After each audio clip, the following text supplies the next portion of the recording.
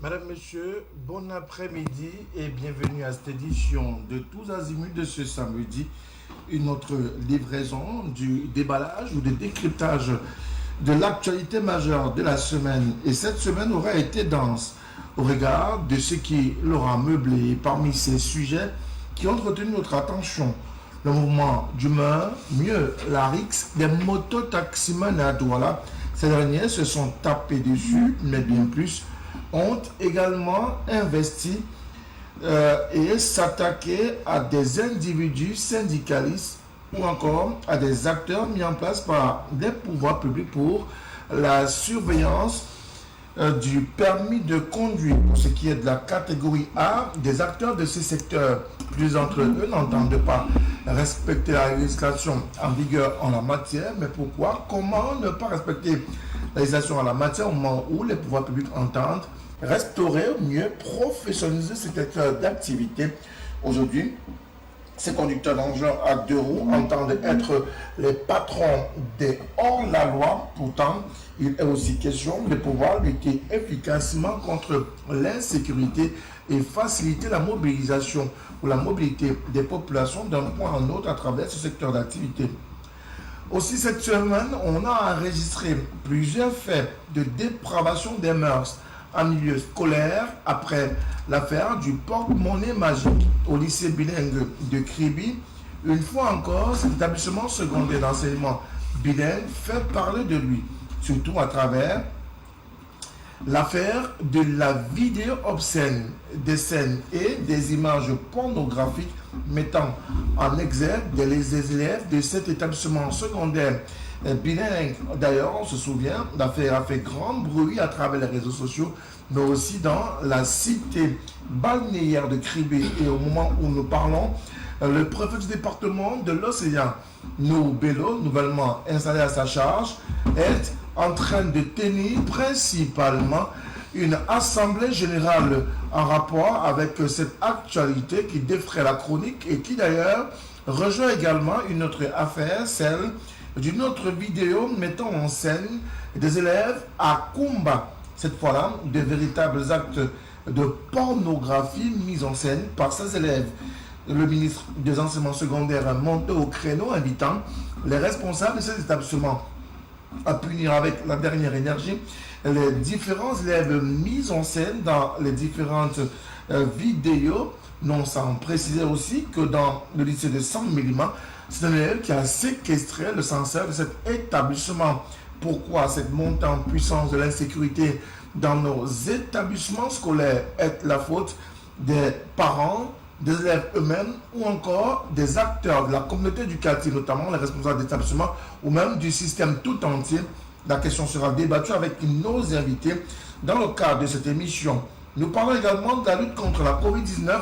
C'est désormais l'appel à la mobilisation générale, un appel lancé par le Premier ministre chef du gouvernement ce vendredi à l'issue d'une réunion de concertation interministérielle au regard de la montée en puissance des contaminations, mais également des cas de décès à travers le pays. Et justement, en rapport avec cette actualité, il est aujourd'hui question d'inviter les uns et les autres au strict respect des mesures barrières. C'est d'ailleurs le son de cloche du Premier ministre du gouvernement, type Dr Joseph Dion Gouté. Et puis, dans le grand débat, nous nous intéresserons également à une affaire de succession dans l'une des formations politiques de l'opposition, de Social Democratic Front, pour nommer la dite formation politique. Que se passe-t-il entre l'honorable Joshua aussi et l'honorable Jean-Michel Lithieu? On parle des couteaux qui sont désormais sortis. Ces deux hommes politiques, l'un étant le premier vice-président du Social Democratic Front et l'autre étant le président régional de la même formation politique pour l'électoral, sont à couteau tiré plus que jamais, alors que le Tchamani John Frundi a annoncé certainement sa retraite de la chose politique et certainement du SDM dans les tout prochains jours. Mesdames et messieurs, voilà ce qui va constituer les débats dans le cadre de cette émission de Tous Azimuts de ce samedi. Je le rappelle, l'émission se veut être interactive. 696 14 03 12 696 14 03 12, c'est le code d'accès à ce programme. ou alors écrivez-nous directement à partir de notre page Facebook LTM TV officielle et nous débattrons avec vous dans le cadre de cette émission du samedi après-midi sur la télévision du Monde. Mais tout de suite, mesdames et messieurs, avant de rentrer dans la vie du sujet, marquons cet arrêt pour retrouver nos différents invités.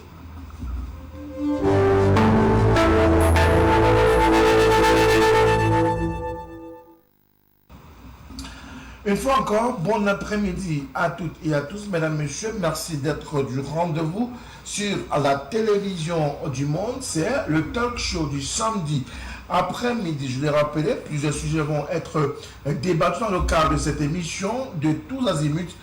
Des sujets d'actualité davantage. Et pour échanger avec nous autour de ces différentes problématiques, nos invités triés sur le volet.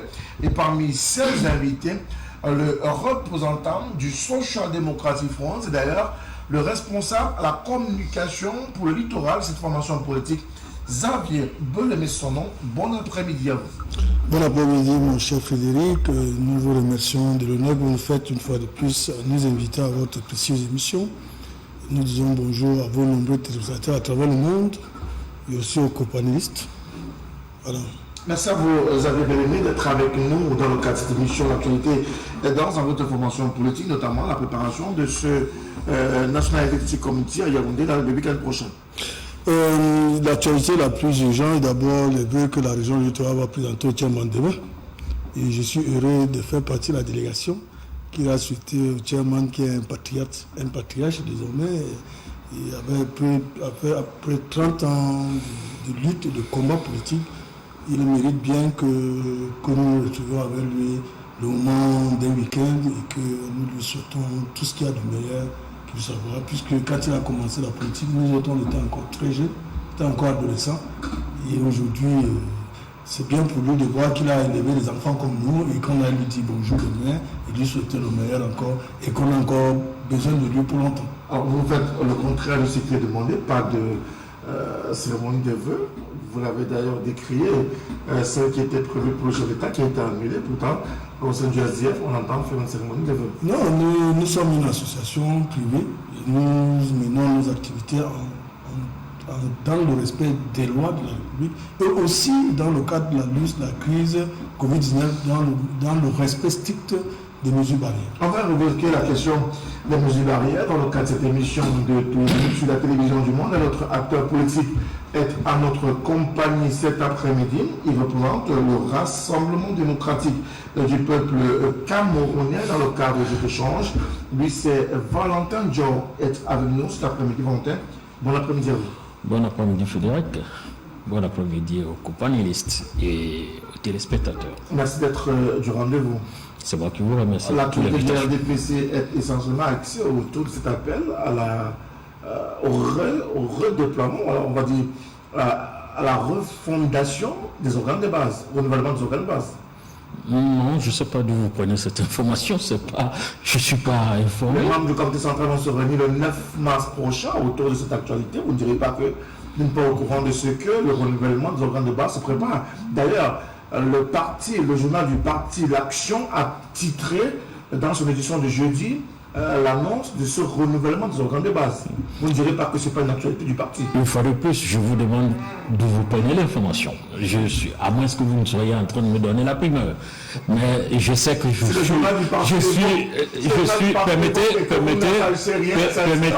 permettez que je puisse répondre à votre préoccupation. Vous parlez de renouvellement d'organes de base. Je vous dis, je n'en sais rien du tout. Et si c'est la primeur, je la prends, mais je la recuse également au même moment parce que moi, étant militant du RDPC, je n'ai pas cette information. L'information, c'est la validation du sommet politique et la refonte de la cartographie du parti. Et je pense que vous êtes dans une structure professionnelle ici, dans une entreprise. Il y a ce qu'on appelle le fichier du personnel dans votre structure. Il est appelé comme ça chaque fois de revoir ce fichier. Donc, pour le moment, il s'agit de la validation simplement du fichier du sommet ou des sommets politiques du parti et non des organes de base. Certainement en perspective, mais pas une information. Merci beaucoup autour de cette précision. Alors, on va ouvrir le débat avec, bien évidemment, la question des mototaximens qui ne finit pas de retenir l'attention à Douala. On a encore enregistré un vaste mouvement, une rixe, précisément au quartier Kambopi à Douala, à quelques encablures du Kambopi de la gendarmerie nationale. Comment expliquer qu'à chaque fois, les Bentikiniens soient au cœur d'une actualité, mais alors de la mauvaise des manières? Comment l'expliquer? C'est certainement au sein de cette corporation, il doit y avoir des brebis galeuses qui ne facilitent pas l'organisation en interne du bon fonctionnement de la profession. Et je pense qu'il n'y a pas très longtemps, le gouverneur avait tenu une séance de travail avec l'ensemble des opérateurs du secteur, les syndicats, où il a été décidé d'un certain nombre de recommandations. Il a été décidé d'un certain nombre de recommandations. Donc, pour dire qu'il est... c'est un peu regrettable. Parce que s'il y en a qui veulent assainir la corporation, la profession, qui nourrit son homme et qui contribue même au développement de notre nation par le paiement de certains impôts, il est de bon ton que tous ceux qui participent dans cette entreprise puissent s'organiser et donner une autre vision de ce métier. C'est désormais un métier respectable. Et je crois, en interne, les syndicalistes, ou du moins les responsables des différents syndicats, vont se mouvoir pour que tous ceux qui doivent opérer dans le secteur respectent la réglementation en vigueur. Donc, voilà. Alors, Xavier Bien-Aimé, qu'est-ce qui ne marche pas dans le secteur de mototaxi à Douala, principalement? Yaoundé, ça semble avoir une autre connotation, une autre allure, une autre perspective. À Douala, ça coince autour de l'organisation de ce secteur d'activité. Oui, j'ai vu la difficulté avec laquelle mon vis-à-vis avait de la peine à expliquer cette situation qui est terrible. De toute façon, l'activité de mototaxi ici est consacrée, en fait, c'est la face visible, le visage hideux de l'échec de la politique économique de l'emploi par le renouveau. Et ça, ce n'est pas un métier. Mototaximan, c'est quoi ça?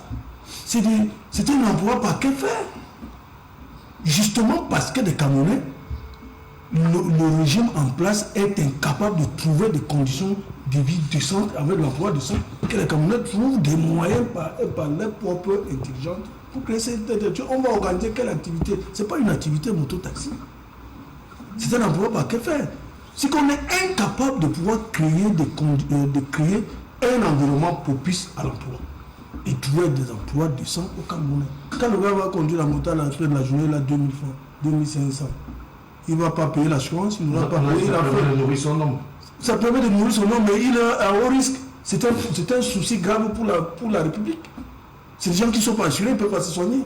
Ils ne peuvent pas avoir une vie normale. Il faut dénoncer ça. Voir les échecs du renouveau. Le président Biya et son renouveau sont incapables de trouver des moyens de pouvoir, de faciliter des conditions nécessaires pour que les Camerounais vivent décemment. C'est ça le grave, c'est ça qui caractérise les 38 ans de régime du renouveau. C'est l'échec sur tous les plans. Ils sont incapables de trouver l'emploi. Vous savez, quand le président de la République est arrivé au Cameroun, au pouvoir, il a pris le pouvoir en 1982, l'enseignant du lycée touchait 400 000 francs le mois. Avec collège et autres lycées, il avait un minimum de 400 000 francs. Et quand on vous recrute de l'école normale, quand vous sortez de l'école normale, on vous recrutait et que vous avez droit à un rappel, vous avez votre rappel, ça vous permettait de construire une maison.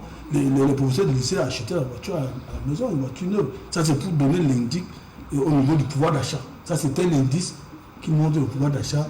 Aujourd'hui, un enseignant de lycée sort catégorie A2, c'est-à-dire que la catégorie la plus élevée de la fonction publique. Il a combien? Il a 150 000 francs. Quel rapport avec le secteur des motos? Justement pour dire qu'il n'y a plus le régime en place est incapable de dépasser et que maintenant au sein de l'activité. Pourquoi la profession semble être le nœud gordien de tous les problèmes à la fois d'insécurité, même de transport, de stationnement, des zones urbaines dans une ville comme Douala? Non, si on veut réguler cette activité, c'est très simple. Nous sommes dans une ville comme Douala qui a pratiquement 8 millions d'habitants. On crée tout simplement des conditions de transport urbain de masse. Que l'État crée ces conditions. Et ces gars vont être absorbés par cette activité, ils ne vont plus mener l'autotaxi. Un gars qui va être celui qui va travailler dans un tramway ou dans un bus, dans une société de bus de transport public, dans une ville, et qui peut avoir ses 150 000 francs, 200 000 francs le mois, il va pas aller faire taxi moto. Et cette activité va mourir seul. C'est pour ça qu'on peut la réguler. On ne peut pas réguler ce qui n'est pas régulable. On ne peut pas réguler l'activité de mototaxi. Parce que c'est un métier par que faire. D'accord. Alors, est-ce qu'on peut réguler quoi? Est-ce qu'on peut réguler, Valentin Georges, cette activité, puisqu'il y a un décret du premier chef du gouvernement qui date de 2008, qui demande davantage à ces acteurs-là de respecter l'alimentation en vigueur en ayant les documents de leur moto, mais prioritairement d'être propriétaire d'un permis de conduire, d'être passé par une auto-école, donc pour être à même de pouvoir comprendre et connaître le code de la route et d'exercer paisiblement et aisément leur activité. Je suis gêné d'écouter mon vis-à-vis M. Bellemé qui porte des propos désobligeants envers les Camerounais. Ceux-là qui contribuent. Parce que ce n'est pas une activité qui se fait de façon clandestine. Du moins, on trouve des clandestins à l'intérieur. Et c'est pour ça que le Premier ministre, ainsi de suite, et les autres responsables de l'administration mènent des actions pour assainir et réguler le milieu ou la corporation des mototaximens. C'est les syndicats qui sont un acteur majeur qui accompagne les pouvoirs publics ont pris la chose à bras le corps et ont donné leur parole. Et je pense que si dont la clandestinité profite, mais je fais confiance non seulement au mouvement syndical des mototaximens, mais également au pouvoir public, qui, d'une manière ou d'une autre, vont apporter de la solution, vont apporter du caractère officiel. Comment est-ce que le code de la route, par exemple, qui ne soit pas détenteur d'un permis de conduire? Donc, voilà les éléments, les fondamentaux sur lesquels les syndicalistes et les pouvoirs publics essayent de mettre en branle pour que cette activité est tellement anachronique de la question de l'emploi au Cameroun. L'actualité la plus récente, le discours du président de la République, mais je vais prendre un cas d'exemple. Monsieur Béhémé, nous sommes dans une entreprise ici, c'est immédiat. Monsieur Moutomé qui est assis là fait dans un métier, il a eu un emploi. Mais voilà les métiers qui ont été créés parmi tant d'autres. Pour dire que je peux vous comprendre parce que quand on a du mal à questionner les points essentiels d'un projet, parce que votre parti, il n'en a pas. Il n'en a pas, et la preuve en est, nous voyons, plus le temps passe, plus il est en que vous tenez. C'est à cause de ce discours, qui est un discours d'affabulateur, qui n'apporte rien, qui n'est qu'un contenu de... Je ne vais pas vous traiter de menteur quand même, vous êtes un aîné, mais qui n'en sont pas si éloignés. Donc, interrogez tous ces jeunes qui travaillent dans les médias et ils vous diront. Alors, La perfection. La question Et il a soulevé la question sur l'emploi. Mais il a dit en disant que c'est malheureusement ça le travail que le renouveau a proposé. Est-ce que vous êtes journaliste? Le renouveau n'a pas proposé. On ne parlait pas de médias, on parlait des motos. Et alors, je vais. Est-ce que oui. il y a quelques semaines encore, qui avait d'ailleurs conduit à la convocation d'une concertation de crise avec le bien sûr, et c'est ça l'objectif déjà de cette concertation, mais aussi de ce travail de terrain qui est fait par des syndicats de mototaximans. Il y a quand même des syndicats. C'est pour dire qu'il y a une organisation qui est faite autour de la profession de mototaximan. Il n'y a pas de son métier, mon cher Xavier. Alors, Xavier, est-ce qu'on doit rester pessimiste ou d'être mieux organisé pour être des acteurs de développement, ou alors il faut continuer à penser que malheureusement il faut complètement supprimer cette activité-là en créant des conditions meilleures et idoines pour le transport? Les propos de M. Valentin Dior me réconfortent dans ce que j'ai pensé. C'est des gens qui n'ont rien à proposer au Cameroun. C'est les mototaximans qui nous suivent. On dit ok, vous êtes à l'aise en étant mototaximan, allez-y. Et je dis non. Un pays, nous devons être sérieux.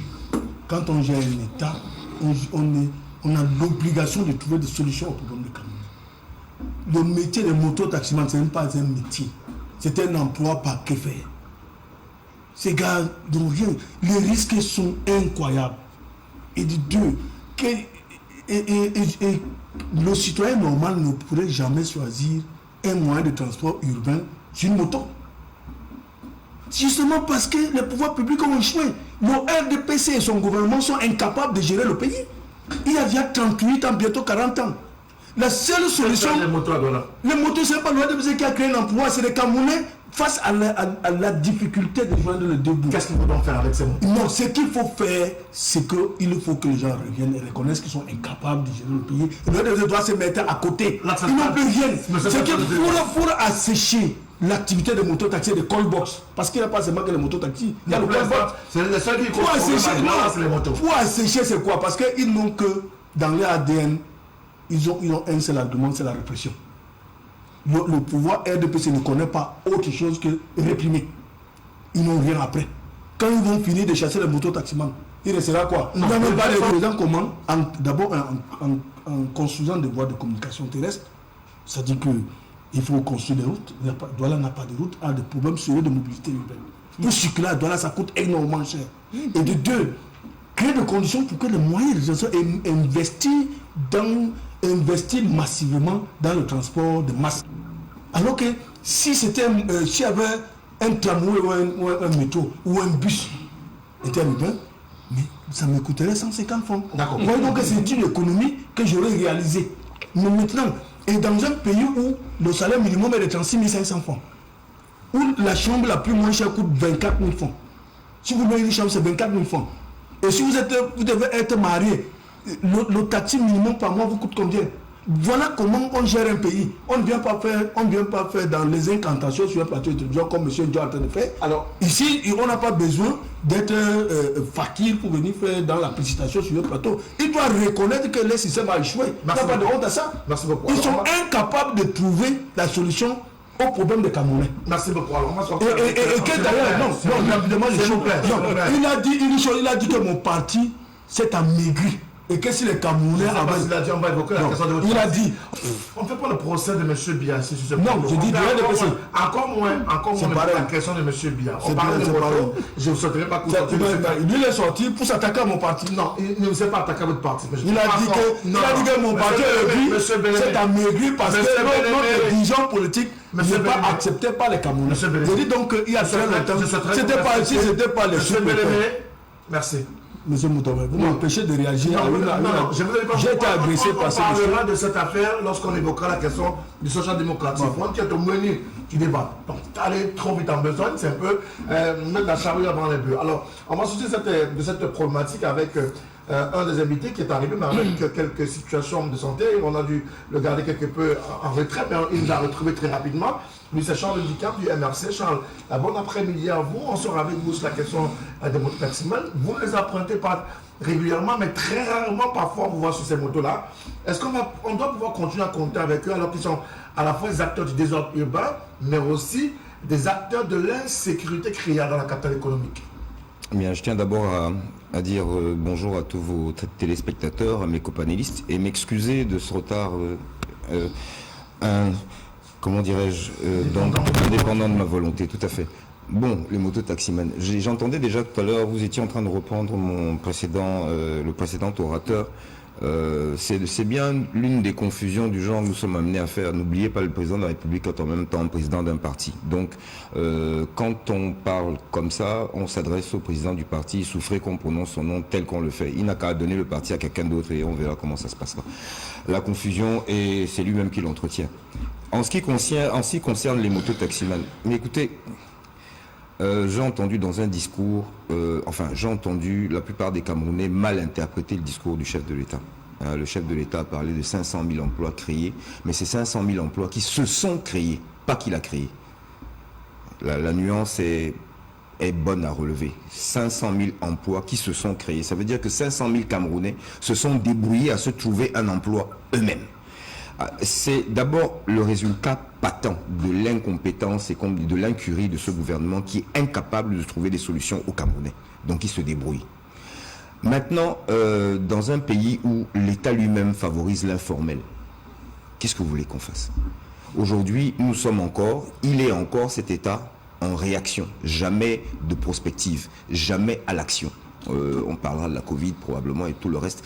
Vous remarquerez, cet État réagit toujours. En retard, donc. Je ne sais pas quel pouvoir, par exemple, le super maire aura et quelle aide il aura. Mais je sais qu'il y a de très nombreuses jeunes recrues qui sont notamment au camp Ambopi et qui sont prompts à sortir avec, comment on appelle encore les camions là, c'est au Mamiwata. Hein. Oui, dès qu'on leur dit qu'il y a 3 militants MRC qui se réunissent au quartier, j'espère qu'on va les solliciter. Qu'on va donc les laisser le long de ces avenues-là 1 mois, 2 mois, 3 mois, le temps que les gens reprennent d'autres habitudes. Même si vous êtes plus jeune que moi, je sais que vous avez connu une ville de Douala beaucoup plus belle que celle-là. Douala aujourd'hui dégoûte. Mon retard en partie est dû... L'angle de la chaussée est occupé par les piétons et les mototaximans au milieu. Aujourd'hui, la solution, c'est non seulement... on reçoit souvent un prétendu... ils en ont fait d'ailleurs un politicien qui soit un représentant de mototaximan. Mais c'est assez ahurissant. Un monsieur qui arrive à peine à aligner 2 mots en français. Et bon, ils l'ont pris au RDPC et ils en ont fait un militant. Et ce monsieur, on l'assise sur le même plateau que moi. Non, c'est un Camerounais, c'est vrai, mais il faut être sérieux. Qu'on la mette dans la rubrique qui concerne les motos, avec les mototaximans, avec les syndicats de transporteurs, mais pas avec moi sur un plateau. Est-ce qu'il faudrait donc évacuer la question des mototaxis éliminer? Et j'ai dit aussi, quel que soit celui qui sera en face, que ce soit le RDPC, le régime en place ou qui que ce soit d'autre, c'est une mini-armée qui s'est formée là. Ces gens-là, aujourd'hui, pour éradiquer, s'il fallait, mais ils le feront avec grand mal. On a eu un exemple cette semaine. Je pense qu'il faudrait déjà commencer par une chose. Hein. Nous sommes quand même encore chez nous. La moitié de ces gens-là sont des étrangers, qui, pour la plupart, très certainement, ne sont même pas immatriculés. Au-delà de cette moitié-là qui est constituée d'étrangers, de Centrafricains, de Tchadiens, etc., qui sont des peuples frères, mais je doute que les Camerounais puissent mener ce type d'activité dans ces pays-là. Pour les connaître, je doute fort qu'on puisse les mener là-bas. Il n'y a pas de raison que, finalement, comme nous avons installé nous-mêmes la chienlit chez nous, d'autres viennent y participer. On commence déjà par ça avant de régler nos problèmes entre nous. Déjà les écarter. Ensuite, comment voulez-vous que pendant qu'un taximan, on lui demande une foule de papiers qui lui coûte 800 000 ou 1 million de francs par mois, il y ait des gens sur la chaussée qui n'aient ni pièce d'identité, ni permis de conduire, ni quoi que ce soit. Non, c'est vraiment ce sujet-là, il y a tellement de choses à y dire. Mais je dis, c'est caractéristique à Douala de l'incapacité du parti au pouvoir, du parti État RDPC à gérer ce pays. Voilà la vitrine du Cameroun. Douala, c'est la ville par laquelle n'importe quel étranger arrive. 8 sur 10 arrivent quand ils arrivent. La porte d'entrée du Cameroun. Mais regardez quelle image à ma ville. Merci beaucoup à vous, Charles Ndikam, sur cette problématique. La mobilisation générale, je reste avec vous, Charles, sur cette question-là. Aujourd'hui, on assiste à une résurgence de la pandémie Covid-19.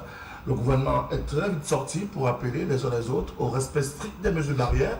Était-ce le discours à tenir au regard de cette flambée, nouvelle flambée des cas de contamination? Ah ben c'est vous qui dites qu'il est très vite sorti. Moi je trouve qu'il n'est pas très vite sorti et il n'est même pas encore sorti.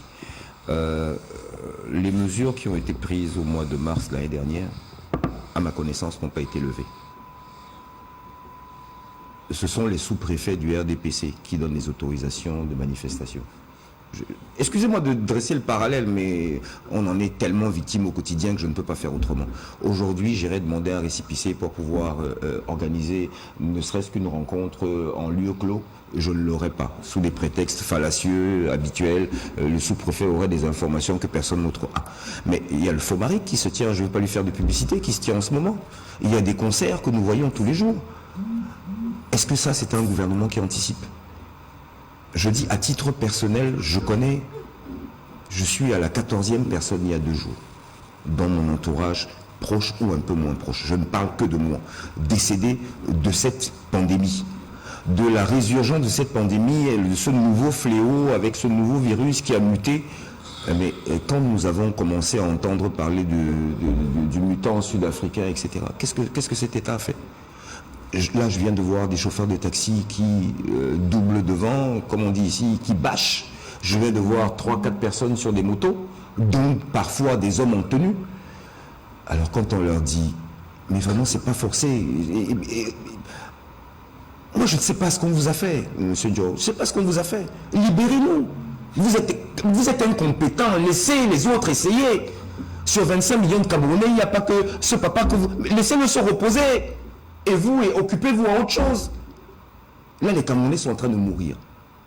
Et personne ne fait rien. Là, je viens de parler d'une foire qui se tient tous les ans, où il n'y a aucune mesure barrière de respecter. Vous êtes comme moi, je veux dire, là, je parle aux citoyens. Vous vivez dans la même ville que moi. Vous prenez un taxi maintenant, il va s'arrêter pour qu'une 3e personne monte devant avec vous. Les cache-nez, c'est fini. Les gens meurent. Je dis bien meurent tous les jours. Je connais des cliniques où on commence déjà à mettre des lits dehors. Ah, vous souriez. Pourtant, à votre place, je souris. Je sourirais pas avec la vie des Camerounais. Vous savez combien de personnes meurent en ce moment ? Vous avez une idée du nombre de Camerounais qui tombent en ce moment de cette pandémie ? On a affaire à des menteurs, il faut multiplier au moins par 3. On a affaire à des menteurs. Et les chiffres, eux, ils sont en délicatesse. Hein? Ils n'ont jamais pu tenir des chiffres. Dès qu'il s'agit de chiffres, ils mentent. Ils ont toujours menti avec les chiffres. On en est là, au Lembe, ils ont toujours menti avec les chiffres. D'accord. Voilà. Alors, Zali Belémé, Oui. autour de cette question, un discours à la remobilisation, la situation est grave, les critiques, et le gouvernement est monté au créneau pour inviter les Camerounais au respect strict des mesures barrières. Ce respect strict des mesures barrières pourra-t-il être une réponse à cette 2e vague de contamination coronavirus? La sécurité de tous est menacée. Nous devons faire courage et se tenir par la main pour pouvoir se mettre à l'abri. Et mais là, dans le cas d'espèce, la situation est très grave. Bon, moi, j'ai mon cache-nez.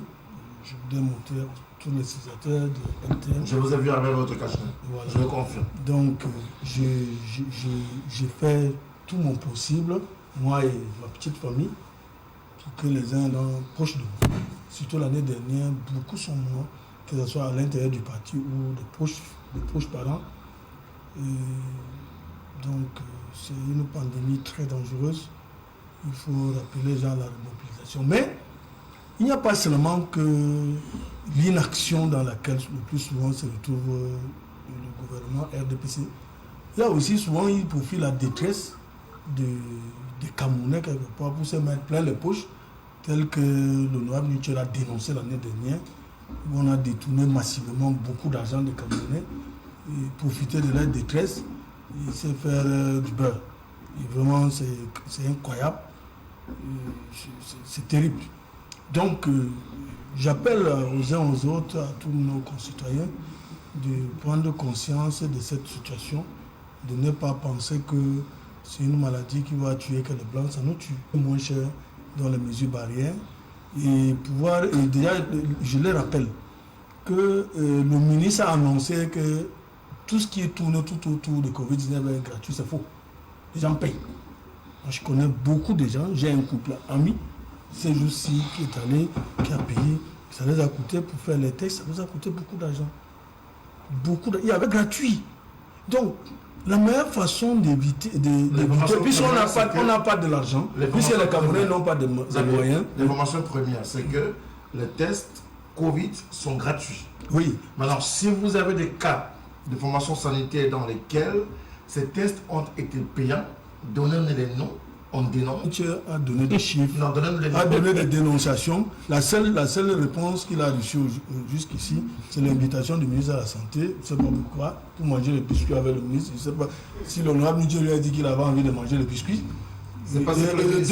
Deuxième réponse, c'est qu'on a nommé 3 commissions d'enquête. Le Premier ministre a demandé à la Chambre des comptes d'enquêter.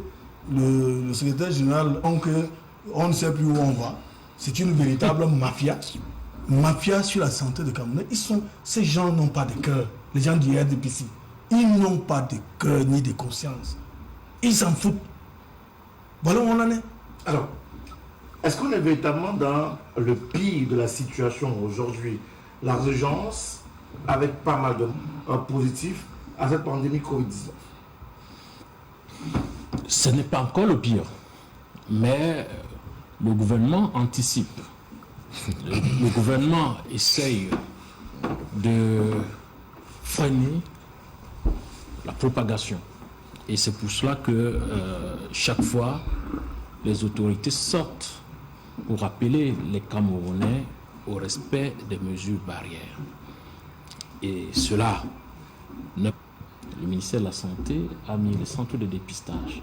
Je vais dire à M. Bellemé que le traitement du Covid est gratuit.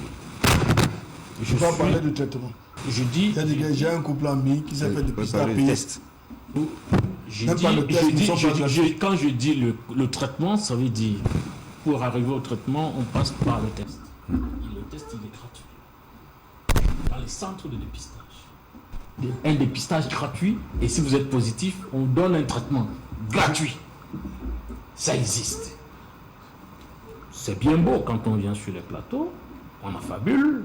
Bon, certainement pour animer. Nous nous respectons depuis. Pour je animer. n'aimerais plus que vous qualifiez mes propos d'affabulation. Mais est-ce que ça vous étonne que dans l'administration camerounaise, il y ait des brebis galeuses? Vous voulez nier le fait qu'il y a des cas où ça n'a pas été payant? Monsieur Bellemé, je souhaiterais bien que vous lui apportiez également.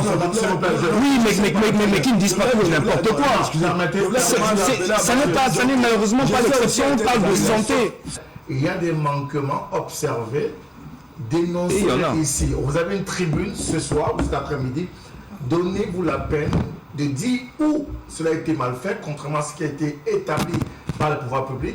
Et ensuite, nous ferons la démarche pour aller enquêter et certainement interpeller qui de droit. On a d'ailleurs vu le ministre de la Santé publique très souvent sanctionner les aides médicales. Donc on peut, si jamais il y a des cas d'indélicatesse, les dénoncer et certainement on aura les sanctions. Monsieur Johnson, quelle est la parole? Oui, monsieur Ndikam a parlé des brebis galeuses. Oui, il y en a. Dans l'administration, on en trouve. Il y en a dans l'opposition. On a vu les partis politiques détourner les fonds. Monsieur Ndiaye, je vous déconseille de vous aventurer sur ce chemin-là. Je vous déconseille de vous aventurer sur ce chemin. Première des choses, c'est une tontine à laquelle vous n'êtes pas participant. Et que je sache à la date d'aujourd'hui, non, faux. Personne ne se plaint. Vous auriez déjà récupéré un de ceux qui se plaignent. Je vous dis bien que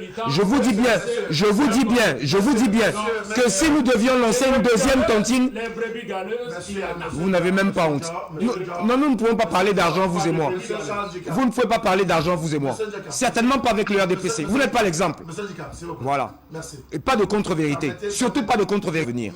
Et vous parlez d'un argent l'argent dans lequel vous n'avez pas mis un centime. S'il vous plaît, Et monsieur. on est venu en appoint pour vous aider, vous. Monsieur Dicam, nous parlons, Gouvernement de voyous. Nous parlons justement, s'il vous plaît. Non, non, non, je dis ce que je pense. S'il vous plaît, Je dis ce que je pense. Monsieur Dicam, monsieur Quand je pense que cette noble initiative, on a envoyé des sous-préfets. Monsieur Dicam. Quand on voulait aider les Camerounais, Monsieur Dicam, vous n'avez pas honte. Et aujourd'hui, on se retrouve, vous manquez encore de tout. s'il vous plaît. C'est honteux. Merci beaucoup de reprendre vos esprits, s'il vous plaît, monsieur Dicam. Vous n'aimez pas votre pays. Je ne souhaite pas qu'on soit Vous n'aimez pas votre pays. Monsieur Dicam. Vous n'aimez pas votre pays. Vous n'aimez pas votre pays. Merci, monsieur Dicam. Vous n'aimez pas votre pays. Prenez le temps de respirer, de voir un coup, s'il vous plaît, si vous le souhaitez. Et laissez monsieur Valentin Dior aller au bout. Ensuite, à la suite de monsieur Valentin Dior, c'est vous qui prendrez la parole. Parce qu'il y a des aspects également à évoquer sur cette lutte contre la pandémie Covid-19. S'il vous plaît. Merci beaucoup. Donc, le Premier ministre a fait une déclaration hier où il invite les Camerounais à plus de responsabilités pour éviter que nous ne puissions rentrer dans une situation incontrôlable. Et les pouvoirs publics mettent les moyens, plus l'OMS, ainsi de suite, ont félicité l'État camerounais. Donc, c'est pour dire que... Il parle du fait qui est sorti sur les réseaux. C'est pour dire que le gouvernement de la République, qui émane du président de la République, qui a été élu par les Camerounais, pour insister, parce que j'essaie de répondre. Non. Bon, bref, pour dire qu'il n'y a pas de commentaire à faire. Nous sommes face à une pandémie grave. Le gouvernement a mis les moyens. Le gouvernement invite les Camerounais à plus de responsabilités. Et comme par le passé, je sais que le Cameroun va une fois de plus gagner. Alors, Charles Dicam, qu'est-ce qui malheureusement amène les Camerounais jusqu'ici, malgré les appels lancés, à ne pas respecter les mesures barrières? Je donne un peu dans la perspective d'aller au forceps même vis-à-vis de ces Camerounais. Je voudrais déjà que tous ceux qui nous regardent et nous écoutent réalisent à quel point, à quel degré est-ce que ces gens sont cyniques. Vous venez d'entendre là quelqu'un qui vit avec vous, avec nous, en train de vous dire les yeux dans les yeux que son gouvernement anticipé a été félicité. Je voudrais déjà vous dire que ce qu'il a cité comme argument, l'OMS, c'était un faux, comme d'habitude, relayé par la chaîne à côté du San Jamo. Et comme d'habitude, quand il relaie le faux, il ne relaie. Là, nous payons tous, forcés. Il est absolument, comment dirais-je, vous vous rendez compte que, et là c'est le chef de son parti, enfin le sous-chef, vous vous rendez compte qu'il a commis tout un article de 2 ou 3 pages pour parler du trait d'union entre mesures et barrières. Voilà un monsieur qui prétendument est professeur, qui est le patron du parti État, qui, quand il me dit que les autorités c'est qui, monsieur? Les autorités c'est qui? C'est même d'une société de téléphonie mobile qui a lieu là. Est-ce que les Camerounais sont à même de respecter? Oui, justement, j'ai vu l'autre. Comment il s'appelle encore? Celui qui n'arrive pas à nous produire les passeports, qui nous donne des promesses à chaque fois. Comment il s'appelle? Mbagangele. Sortir, mais quasiment. Mais non seulement ils vous acculent à la mort, mais en plus, ils n'ont pas le courage et le cran d'accepter les torts qui sont les leurs. Voilà que vous et moi serions responsables de ce qui nous arrive. Oui, mais puisqu'on ne respecte pas les mesures barrières, on se lave pas la main, on ne tient pas la distanciation sociale, on Qui a amené les Camerounais à cela? Du jour au lendemain, sans aucune explication. Le semblant de mesures qui avait été pris, qui disait que les Camerounais avaient le droit de se suicider entre 6h et 18h. Hein, ils pouvaient boire en journée. C'est-à-dire que... Mais vraiment, cette mesure elle a été levée pour satisfaire une unité brassicole de la place. Celle qui vous paye en cash chaque fois. Et vous avez besoin d'argent. Puisque quand vous tendez la main à l'extérieur aujourd'hui, on ne vous donne plus rien. Voilà un État, tout un État, qui sur le marché ne peut plus obtenir d'argent et est obligé de... Non, je n'en sors pas. Je n'en sors pas. Nous avions besoin, pour faire face à cette pandémie, qu'on investisse, que l'État investisse dans la sécurité sanitaire des Camerounais. Ils ont pris l'argent. Vous ne les voyez pas maintenant aller chercher Standard Chartered Bank et compagnie. Monsieur Mtomé, merci Monsieur Mtomé. Encore une autre plaisanterie. Venant de celui qui a pourtant été pendant 1 ou 2 mois, comment il s'appelle le ministre Twitter là? Comment il s'appelle? Le ministre Santé. Le fêtard.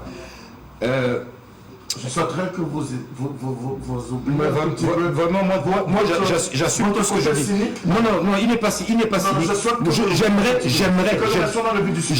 J'aimerais vraiment sérieux. Vous parlez d'ambulance. Là encore, on a fait la même chose qu'Olembe. On a réalisé l'irréalisable. Nous ne fabriquons pas d'ambulances, mais on est arrivé encore à trouver des ambulances 4 fois le coût d'ailleurs dans les pays développés. Bon, non, vous savez, ces ambulances-là même, c'est pour faire quoi? Parce qu'à un moment donné, il manquera l'oxygène à l'intérieur de l'ambulance. On se connaît en détail. On se connaît.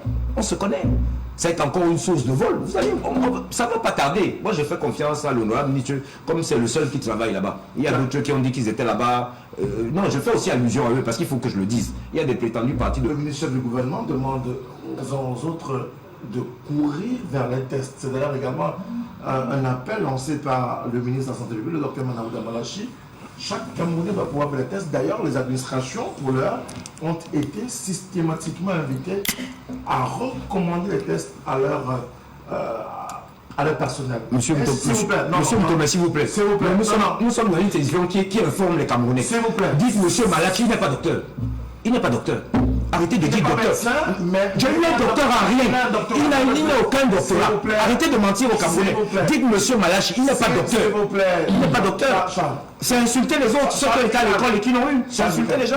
Il n'est pas docteur. Est-ce que cette approche permettrait de freiner, de ralentir la progression de la pandémie? Oui, vous avez fait allusion au Premier ministre. Il faut que je le dise. Le Premier ministre ne sont pas... Lui et moi, nous n'appartenons pas à une même chapelle politique, mais tous, à Yaoundé, tous ces 75 ministres sont contre lui. Le pauvre, quand il donne une instruction, d'ailleurs, il a ordonné à la Cour de compte, à la Chambre de compte, autant pour moi, de pouvoir enquêter sur le Covid-19. Mais vous regardez combien de commissions d'enquête cela a produit après. C'est une indiscipline caractérisée. Donc ça veut dire que la parole du chef du gouvernement ne vaut rien. Alors que sur le plan constitutionnel, le Premier ministre, chef du gouvernement, est la deuxième personnalité après le chef de l'État dans l'exécutif. Mais pourtant, le Premier ministre donne une instruction, personne n'écoute. Et on se retrouve avec 2 autres commissions d'enquête. On a déjà vu les ministres signer des documents dans lesquels ils prescrivent désormais à leur personnel d'aller systématiquement faire les tests. Oui, ce que moi je vais dire au Camerounais, la parole des membres du gouvernement hier de BZDC. Moi, je vais demander au Cameroun de continuer à se battre contre cette pandémie. De se battre contre cette pandémie, d'utiliser tout ce qui est nécessaire sur le plan traditionnel, sur tous les plans, pour se mettre à l'abri. D'abord, se mettre à l'abri en utilisant toutes les mesures possibles pour ne pas contacter la maladie. Et puis de 2, d'avaler tout ce que nous pouvons avaler chez nous. Ça ne tue pas, c'est bio. Comme nous l'avions fait depuis le début de cette crise sanitaire. Monsieur Mtomé, on attend toujours. L'État du Cameroun a dit qu'ils avaient fait des prélèvements sur les produits Monseigneur Cléda. Jusqu'à présent, on attend. Le laboratoire de Supangras n'ont pas encore sorti. Moi, je suis surpris que les gens viennent dire sur ce plateau que l'OMS a félicité le Cameroun. L'État du Cameroun n'a absolument rien fait. L'État du Cameroun a abandonné les Camerounais en détresse. Mais plutôt, certains membres du gouvernement ont brillé par leur comportement tel que l'a dénoncé le noir Mitchell. Jusqu'aujourd'hui, le ministre de la Santé puis d'aller à l'Assemblée répondre à la question orale de noir Mitchell sur des questions spécifiques. Il le fuit depuis, au point où il envoie plutôt une invitation à noir Mitchell de venir dans son cabinet pour qu'ils font quoi, il ne sait pas, boire du café. Donc le noir Mitchell, comme il n'a jamais vu le café, c'est dans le bureau de Manaouda qu'il ira boire le café, il interpelle en tant que représentant du peuple camerounais. Monsieur, venez vous expliquer sur la gestion de la crise. C'est un scandale grave. La gestion de 187 milliards qui ont été consacrés à la contribuable. Aux Camerounais d'aller faire eux-mêmes les tests. Je demande aux Camerounais d'utiliser tout ce qui est à leur pouvoir pour se mettre à l'abri de cette crise, de cette pandémie. Au plus fort de cette crise, quand elle était nouvelle, ils ont utilisé leur intelligence comme d'habitude, comme le cas des motos taximans tout à l'heure, nous parlions. je voyais chacun déchirer soit un morceau, un bout de bille, il faisait un truc pour essayer de se mettre, d'avoir un cachet. Voilà. Et je regarde avec son nom, je dis que bon, ok, ne relâchons pas. Le virus est dehors, il a muté. Mettons-nous à l'abri. Ne nous laissons pas, ne attendons rien du régime. Depuis près de 40 ans, ils n'ont rien fait. C'est pas aujourd'hui qu'ils feront quelque chose. Ils ne peuvent réagir que s'ils entendent qu'il y a 1 milliard quelque part. Vous allez voir, tous les ministres vont se ruer. C'est pour ça que vous voyez plusieurs audits qui jugent tout autour du Premier ministre. Alors que lui, il a déjà donné le haut là.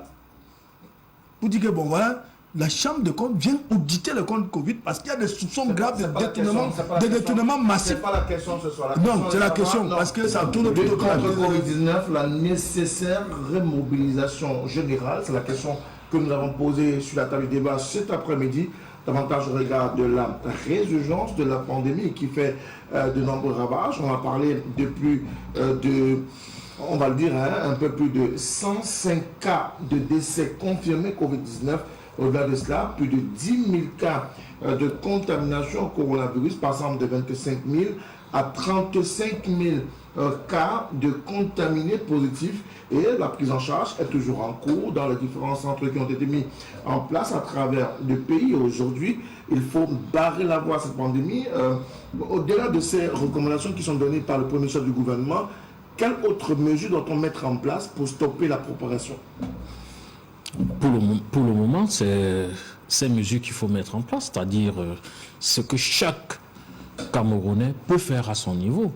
Vous dites le respect des mesures barrières éditées par le gouvernement qu'il faut observer. Et au-delà, le gouvernement a promis bientôt faire appel également à la vaccination qui est là et qui n'est pas obligatoire. Mais le gouvernement, le Premier ministre a souhaité que tous les Camerounais se fassent vacciner au moment opportun pour que l'immunité soit collective au sein de la population.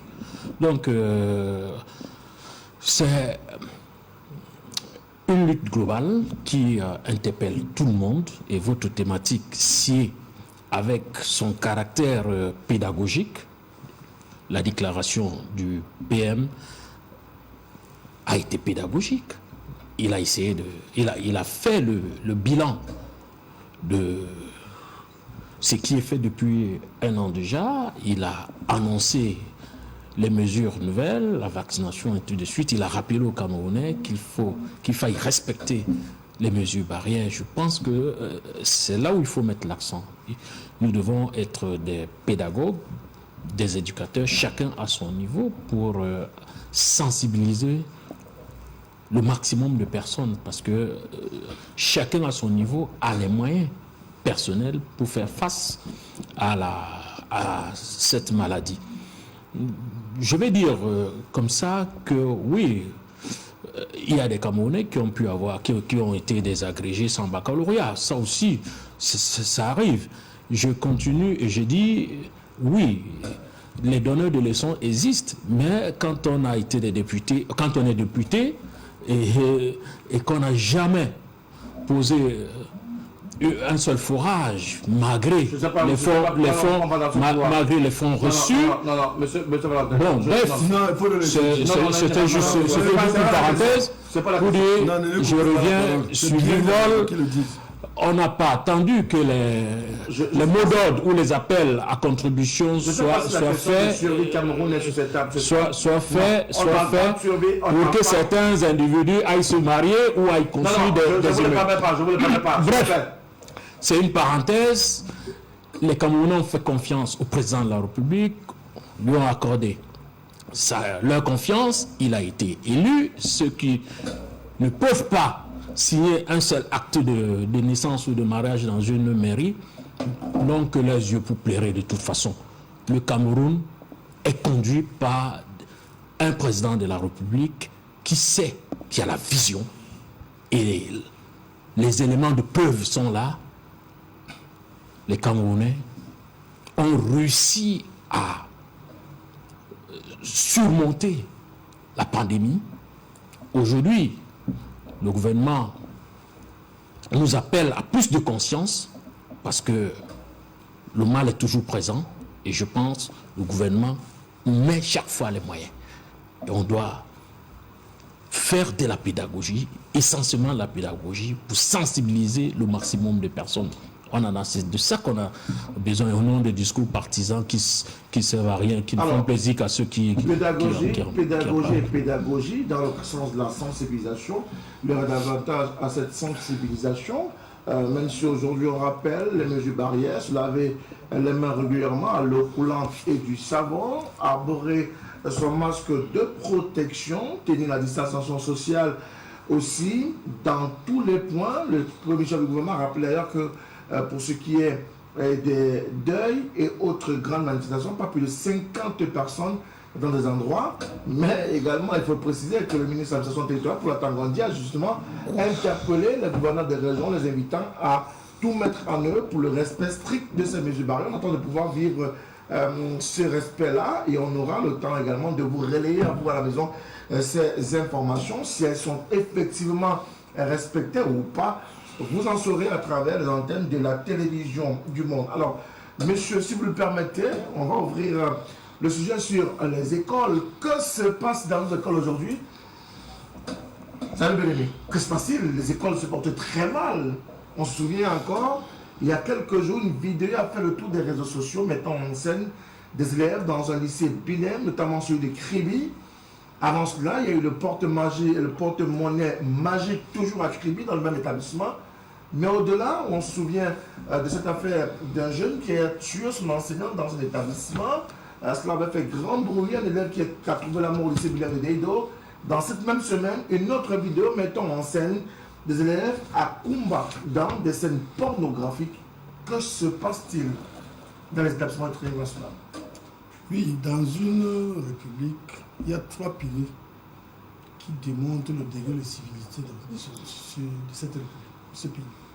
Il y a l'éducation, il y a la santé, il y a la justice. C'est les 3 piliers d'un État.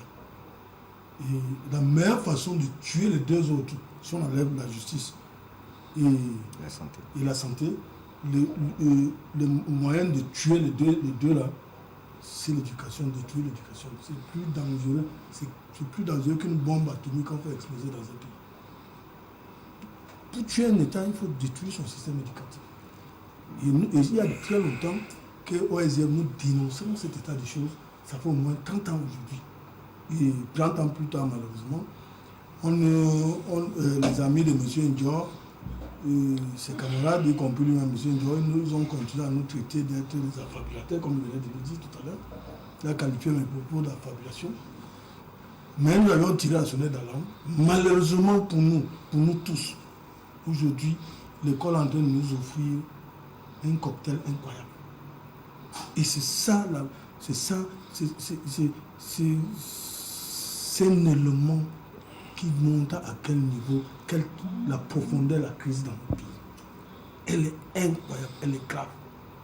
Parce que, mais, monsieur Moutoumi, vous venez d'énumérer ça tout à l'heure, les actes de criminalité au niveau des établissements à la tête scolaire, les actes, je ne sais pas quoi. Vous savez, à l'époque, il y avait aujourd'hui, c'est même à l'intérieur de l'établissement scolaire, à travers le phénomène qu'on appelle les cantines, que le professeur s'est fait la santé avec son élève autour d'une bière.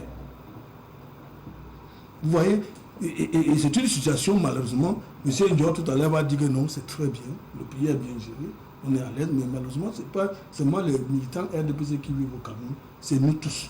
Nous sommes en danger, ce sont nos enfants. Nous sommes devenus des adultes aujourd'hui. Mon village, je trouve des gens plus âgés que moi, des parents, qui sont en train de faire un débat. Il y a donc quelqu'un qui passait dans une vieille, sans publicité, parce que le monsieur a été directeur de budget. Ouais, il est pauvre aujourd'hui, il avait une vieille voiture, il ne sait même pas s'il va faire encore 200 mètres de route. Après, si tu es un gars Anthony quelque part, on dit ah non, voilà, ça c'est un bon gars. Vous voyez, qu'est-ce qu'ils vont retenir?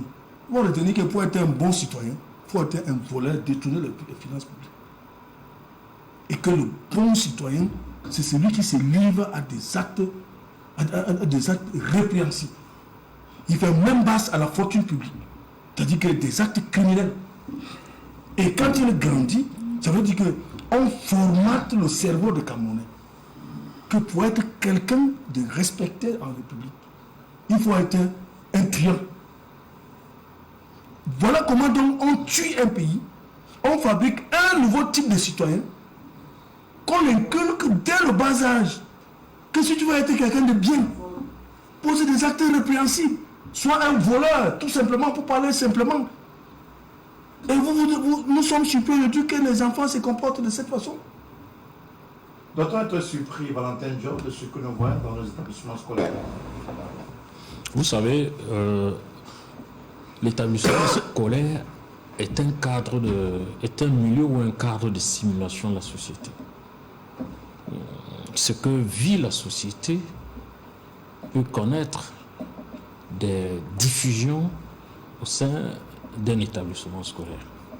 Et aujourd'hui, l'expansion et les mutations sociales que connaît notre société peuvent impacter l'environnement scolaire. Les nouvelles technologies en sont un élément essentiel de cette mutation-là, ou de ces mutations. Parce que, comme nous le savons tous, les enfants utilisent les smartphones. Et cette expansion des nouvelles technologies dans la société a également poussé à l'appétence au goût ou à la luxure. Et les enfants qui sont dans une société, qui vivent dans cette société, subissent ces éléments de cette pression. Mais l'école s'est dotée des moyens d'attention là, cette mutation que connaît notre société. Je prends le cas le plus récent ou relativement récent, l'élaboration des règlements intérieurs dans les établissements scolaires se fait aujourd'hui. Il y a une démarche pour élaborer un règlement intérieur. Le ministère a été proactif parce que a vu venir cette approche nouvelle, cette conséquence que les nouvelles technologies ou les mutations que connaissent notre société peut avoir à l'école, même au niveau des postulats qui sont enseignés. Les curricula aujourd'hui ont un contenu qui est propre à l'environnement pour amener l'enfant, l'apprenant, à s'armer par lui-même. Un beau discours. Les observations que nous connaissons des nouvelles technologies a eu un impact sur les us et coutumes que nous ont légués pour parler de notre société. M. Bélé me prenait un cas d'exemple tout à l'heure où il faisait cas de son village, mais malheureusement dans un amalgame. Bref, l'école s'est dotée des moyens pour faire face à l'évolution, au progrès que nous connaissons. Et je crois que tous, ensemble, la communauté éducative dans son ensemble, pour barrer la voie à ce que nous vivons. Parce que nous vivons déjà. Nous le vivons et c'est les conséquences de la modernité. Alors, Charles Ducam, la faute à la modernité, ce qui se passe dans les établissements, pas aux responsables d'établissement, pas aux élèves eux-mêmes, encore moins aux parents. Ah, monsieur Ndio, qu'est-ce qu'on vous a fait? Qu'est-ce qu'on vous a fait, monsieur Ndio? Ah ben quand on veut l'agent de suivi vol, C'est ça l'exemple. Mais attends, ce pas des élèves qui ont détourné la langue de survival. S'il vous plaît, je vous Ce sont des adultes. Ils m'interpellent. Oui, mais je vous interdis de revenir avec la C'est un tour de magie. Moi, je demande aux Camerounais, aux téléspectateurs, est-ce que vous avez compris quelque chose de ce que ce magicien vient de vous dire? Rien du tout. Il a aligné des mots derrière les autres, dont probablement il ne connaît même pas lui-même la signification. Mais vous êtes en train de parler de quoi? Vous êtes en train de parler de la responsabilité qu'a l'État régalien de s'occuper de nos enfants. Si vous aviez fait la même chose que ces enfants, vous n'en seriez pas là aujourd'hui. Vous êtes en train... C'est-à-dire que tous les sujets qu'on égrène sont les sujets qui ont trait à la faillite de votre système. Et encore, vous vous retournez vers... Argumenter. Apporter quelque chose. Vous savez, nous pourrions presque nous contenter, nous autres, de ne parler que de ce que vous avez fait depuis 40 ans. Et de vous dire arrêtez, vous avez échoué. Et nos arguments, ce sera quand il viendra notre tour de faire. Malgré ça, on vous donne des idées, on fait des propositions, mais un but que vous êtes, vous n'en faites rien. Non, nous sommes dans un studio climatisé, vous transpirez, parce que vraiment, c'est de la prestidigitation ce que vous venez de faire. Vous vous moquez des Camerounais face à face. Vous êtes en train de dire quoi? Face à des enfants qui aujourd'hui se comportent, mais comme des animaux. Ce sont nos enfants. Non, pas comme des animaux. Ah bon? Non, ah bon? Pas du tout. Ah bon, pas du tout. Copuler devant... Pas d'insultes envers les enfants. Pas d'insultes envers les enfants? On éduque les enfants. Mais vous les avez éduqués? Mais ceux-là qui sont dans votre système éducatif, vous les avez éduqués? Vous feriez mieux de vous taire. Vous feriez mieux de vous taire. Monsieur Dicab. Non, je dis vous feriez mieux. Monsieur Dicab, argumenté. Vous proposez quoi? On n'est pas encore proposition, on est encore en train de faire le constat malheureux. Parce que vous n'avez rien à proposer. S'il vous plaît, monsieur Njor. Et les éléments sont là. Monsieur Njor. Les éléments, vous ne pouvez pas. Monsieur Njor. Vous n'êtes pas un exemple. Monsieur Njor. À quel propos? Surtout. À quel propos? Surtout. À quel propos? Surtout. Je dis, vous n'êtes pas un exemple. Je vous ai entendu faire une allusion tout à l'heure. Vous n'êtes pas un exemple. Votre cursus scolaire, vous osez parler du professeur. Votre cursus scolaire, vous le Le vôtre, c'est lequel? Le vôtre, c'est lequel? Le vôtre, c'est lequel? Déjà en français. Le vôtre, c'est lequel? Analphabète. Monsieur Njor. On attend le baccalauréat. Monsieur Njor, s'il vous plaît. Mais pourquoi? Le vôtre, c'est lequel? Dites-le, donnez-moi le Je vôtre. vais vous suspendre. J'ai commencé ici à Dominique Savio. Monsieur, non, vous étiez où? Au lycée de Manengouba. On ne parlera pas. Au lycée de Manengouba, mon cher. Et après, dans les universités camerounaises. Vous avez la parole, Charles. Vous avez aussi le doctorat de famille. Je l'aurai affiché. Vous l'avez? C'est lui qui doit. Vous l'avez, votre doctorat? Vous l'avez? Vous l'avez? Monsieur Valentin Njor, si vous continuez, vous sortez de mon plateau. Non, c'est lui qui a... C'est vous qui êtes en train de faire des ordres. Vous respectez la police du plateau. En fait. Vous taisez, vous respectez la police du plateau. Pour preuve, déjà, je n'ai pas de bord. Monsieur. C'est une preuve de vivacité déjà. S'il vous plaît, allons-y. Allez-y. On va recommencer. Non, c'est lui qui a son tour de parole. Je m'occupe pas de lui. Non, vous ne parlez pas du tout. C'est une technique qui est connue de distraction. Je voudrais d'abord vous dire une chose, et je vais en terminer là-dessus, vous concernant, avant de revenir sur le sujet. Je voudrais dire... L'école est-elle devenue le lieu de toutes les dérives, de toutes les dépravations des mœurs aujourd'hui? Le constat est là, pas tant. Vous en arrivez aujourd'hui à voir des professeurs qui deviennent des boxeurs eux-mêmes aussi. C'est ce qui manquait pour que la boucle soit bouclée. Puisque Kribi, quand vos collègues vont pour faire leur reportage, ça se finit en pugilat. J'ai suivi un reportage là où les témoins ont dit clairement de quoi il s'agissait. J'ai même vu un représentant syndical essayer de se battre comme un beau diable pour nous faire entendre autre chose que ce que tout le monde a vu. Quand on en arrive à ce stade-là, qu'est-ce qui se passe? Ça veut dire que tout est foutu. Voilà que la ministre de l'Éducation dit que on va tester tous nos enfants. Elle ne touchera pas aux miens. Elle ne touchera pas aux miens. On parlait tout à l'heure de tests. Mais, monsieur, le nombre de tests qui va arriver ne va même pas permettre déjà de pouvoir, comment dirais-je, non pas de tests, de vaccins, ne permettra déjà pas de vacciner le personnel soignant. Parce que là il ne s'agit pas de tests avec la magnanimité du chef de l'État. Parce que je ne sais pas La faute à, Par quel à mot? cette nouvelle technologie qui a un peu Non, c'est trop pris facile. d'assaut le quotidien Oui, de nos jeunes. non, il faut en tenir compte. Mais si dans cet état-là, où tout un ministre sort pour dire qu'on peut vivre avec 36 000 francs, celui donc qui a 36 000 francs de salaire doit faire 2 ou 3 boulots pour pouvoir élever ses enfants. C'est autant de temps qu'il ne passe pas à les éduquer, à les surveiller. Je ne veux rien justifier, j'explique que les camarades de ce monsieur, pendant qu'ils volent en milliards, le Camerounais est moyen obligé de se débrouiller. Et que aujourd'hui les parents font face à tellement de difficultés et que, vous voyez, moi, j'ai connu des samedis et des dimanches, là vous sentiez que c'était vraiment le week-end. Aujourd'hui, vous passez devant les marchés, samedi, dimanche, c'est comme les jours. Avant de retirer la parole, est-ce que vous voulez nous dire que les parents, malheureusement, sont obligés? Chacun doit toujours prendre ses responsabilités.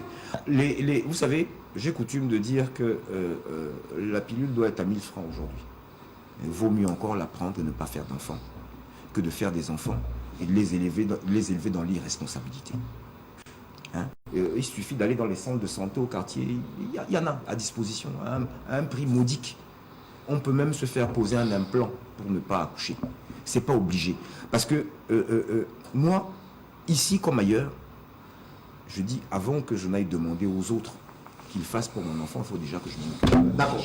Alors, Zali Bélémé, aujourd'hui, cette jeunesse en déperdition, on avait pensé à des mesures au lendemain de ces actes de vandalisme et même de cruauté dans les établissements. Aujourd'hui, on est face à une autre façon de voir la dépravation des mœurs. Y a-t-il quelque chose à faire en urgence pour stopper cette dépravation-là?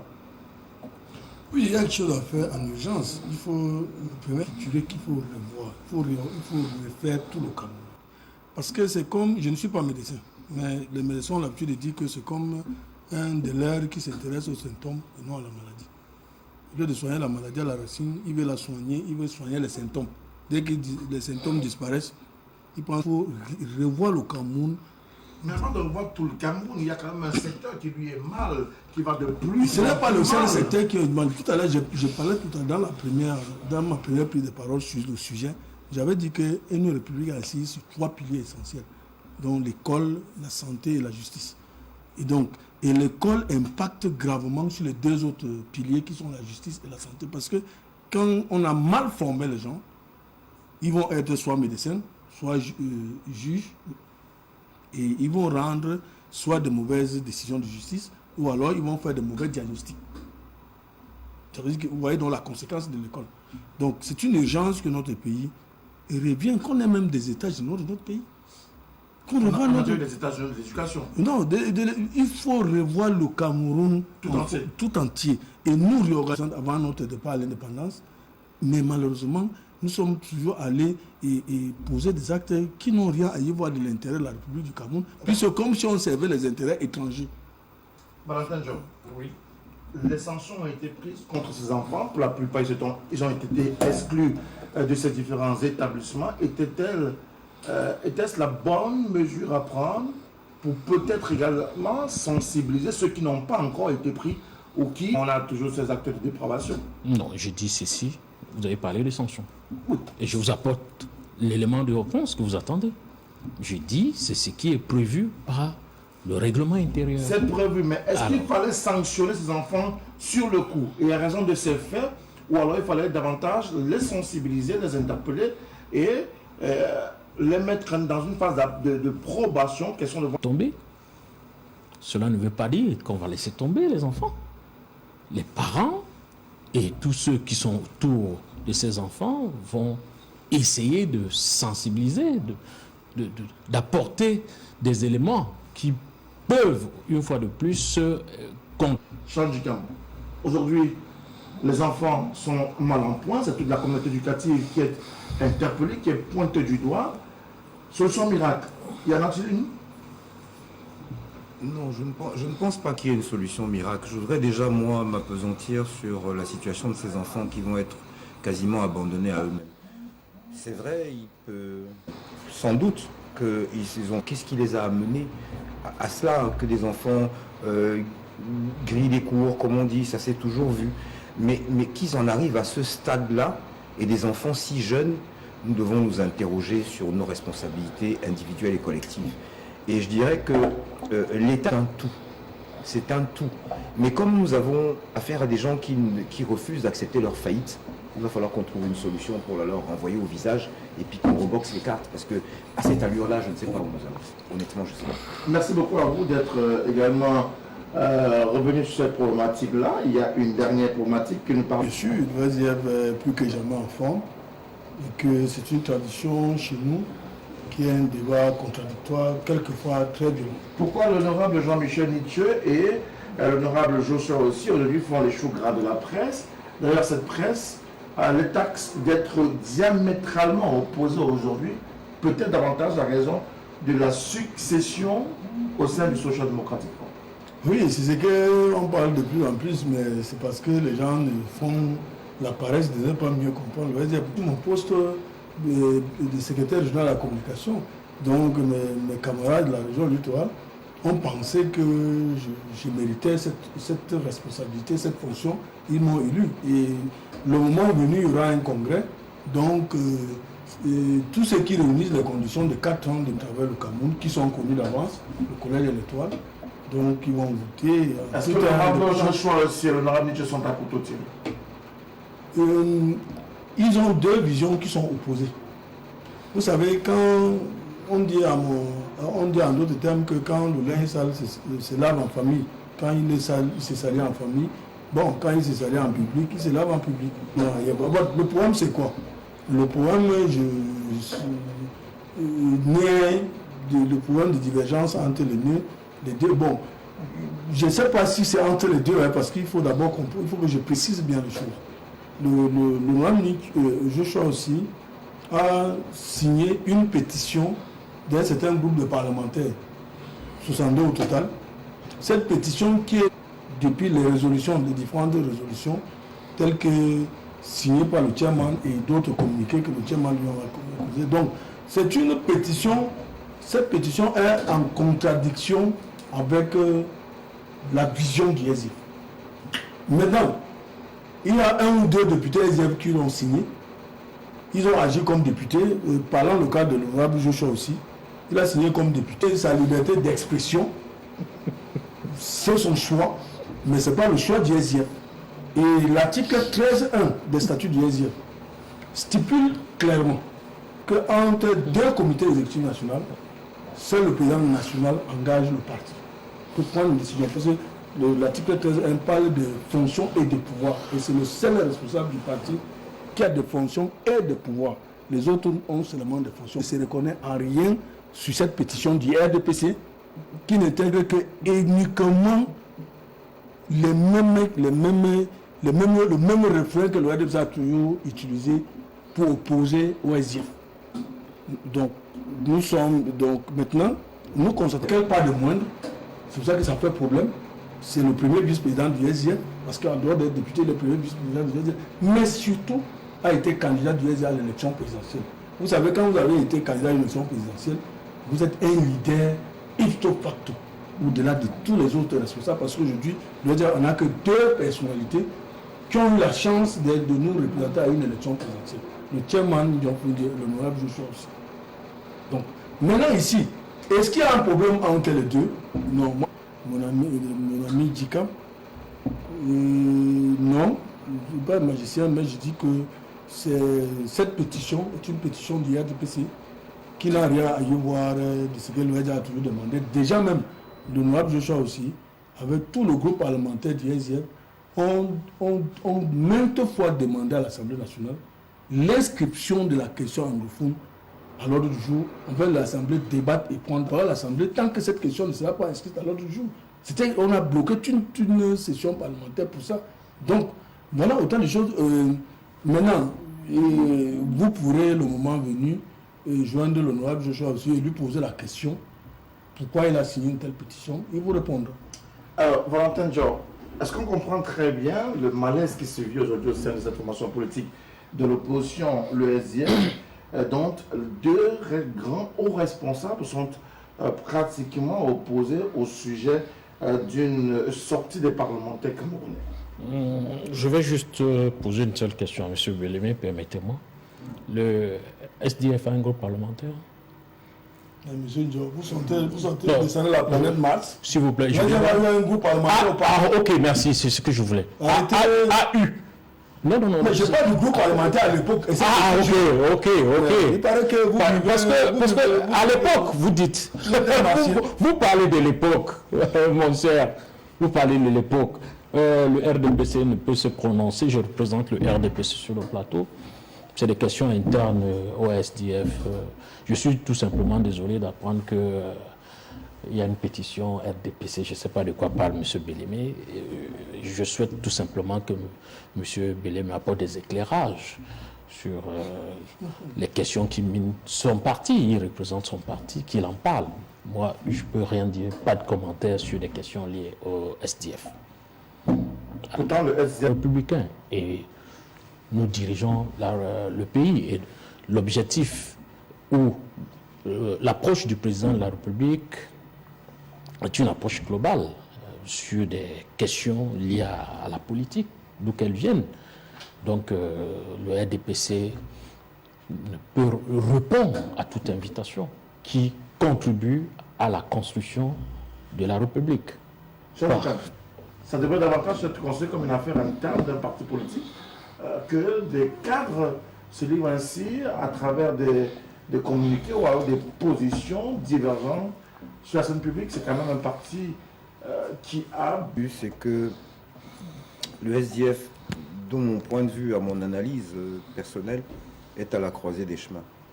Et le prochain NEC, qui se tient, je pense, la semaine prochaine, ça passera ou ça cassera. Soit ils tireront les conséquences de certains actes isolés, soit ils n'en tireront pas les conséquences. Soit certains assumeront, soit ils n'assumeront pas. Mais par moment, j'ai comme l'impression qu'il y a des gens qui étaient en mission commandée à l'intérieur de ce parti pour le... Parce que quand j'ai vu la dernière fois 3% à des élections pour le SDF, c'est inquiétant. C'est très inquiétant. Nous avons été plus d'un à dénoncer cela. Je ne peux pas comprendre qu'un parlementaire ait participé à l'action que monsieur a rappelé tout à l'heure, à savoir bloquer la prise de parole d'un Premier ministre pour exiger qu'une question fondamentale soit abordée par l'Assemblée, que 60 personnes en divagation aillent s'adresser au Parlement. Ils vont parler à l'extérieur de ce dont ils refusent de parler à l'intérieur. Je veux dire, c'est un non-sens complet. Alors tout ce que vous allez entendre après, c'est des réactions. C'est bon, voilà, dans la panique. Et moi, je pense qu'il vaut mieux qu'ils se taisent. Qui se taisent? Et lui et son camarade qui sont allés signer. C'est mieux qu'ils se taisent et puis qu'ils attendent de faire face à leurs camarades de la semaine prochaine. Et au président ni John Fundi et au cadre de ce parti de prendre leurs responsabilités. Mais le Cameroun a besoin du SDF. Les Camerounais ont besoin du SDF, de la scène politique camerounaise. Et il est important que le SDF demeure sur cette scène politique, n'en déplaise à ceux qui de l'intérieur veulent le tuer. Il faut qu'il... Et les militants du SDF doivent peser de tout leur poids pour que la ligne du parti qui est connue soit respectée. Et ceux qui ne la tiennent pas, mais qu'ils en sortent, qu'ils partent. Qu'ils aient le courage de faire comme on connaît les gens humains, nous tous, hein, qu'ils aillent carrément en face, puisque ça s'assimile à cela. Vous savez, Bellemé, ce n'est pas, vous nous dites ça et vous regardez les Camerounais pour le dire, ce n'est pas une affaire de succession au sein du SDF, c'est davantage une affaire de pétition. Oui, c'est une approche stratégique politique. Non, c'est depuis, ça ne date pas d'aujourd'hui. C'est un débat en interne qui date depuis, sauf qu'avant, jusqu'à la signature de cette pétition, ce débat n'était pas extériorisé. En interne, il y avait un débat. Il y avait deux visions. On était tout puissant. On gardait les épées dans les fourreaux, maintenant qu'il est en train de partir. Non, ne me faites pas dire ce que je n'ai pas dit. Non, je tiens de dire que depuis un an presque aujourd'hui, il y a un débat à l'intérieur du parti qui est très houleux. Houleux parce qu'il y a il y a deux visions politiques qui s'entrechoquent à l'intérieur. C'est pour ça que je dis que quand le linge s'allait en public, on le lave en public. C'est quoi cette deux visions politiques? Le SDF canalise. Donc, ici, il y a ceux qui pensent qu'il faut que le SDF fasse un saut. On ne sait pas d'où. Et ceux qui pensent qu'il faut que le SDF revienne sur ses fondamentaux. Le socle. Et moi, la question, si